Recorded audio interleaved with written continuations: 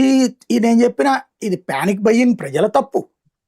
ఆ డబ్బాల్లో పోయిపోవడం బంకులోళ్ళ తప్పు. ఈ టైంలో క్రెడిట్ వంకలు పెట్టడం కంపెనీల తప్పు. ఇవన్నిటిని నేను మానిటర్ చేస్తున్నాను, సీరియస్ గా ఉన్నాను, కఠినంగా ఉన్నానని చెప్తా.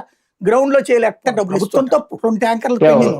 ఈ పరిస్థితుల్ని తెలంగాణలో జరిగిన తర్వాత ఆ మధ్యన కర్ణాటకలో కూడా జరిగింది ఇట్లాంటిది. ఒక రోజు 2-3 రోజులు ఇట్లాంటి జరిగినాయి ఆ రాష్ట్రాల్లో కూడా.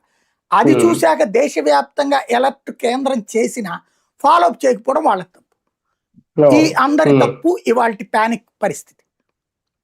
ఇప్పుడు ఈ సిచ్యుయేషన్ సరిగ్గా ఇప్పటికిప్పుడు ఆయిల్ సప్లై ఫుల్ ఫ్లెడ్జ్డ్ గా ట్యాంకులన్నీ తెచ్చిపోస్తే 3-4 రోజులకి సెట్ అవుతుంది బండి. ఇది ప్రస్తుతం కనబడుతున్న సీన్.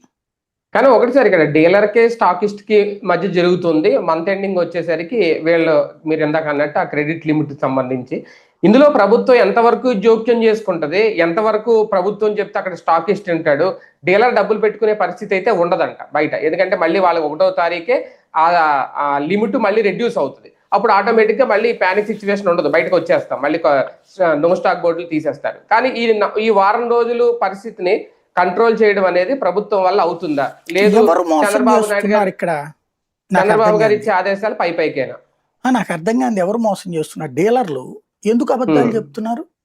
ఇప్పుడు వాళ్ళు క్రెడిట్ ఇవ్వలేదంటే ఒక అర్థం ఉంది. ఎందుకంటే ట్యాంకులకు సంబంధించి నువ్వు 2 అడిగేవాడివి 4 అడిగితే ఎట్లా అన్నటువంటిది దానికి ఒక అర్థం ఉంది.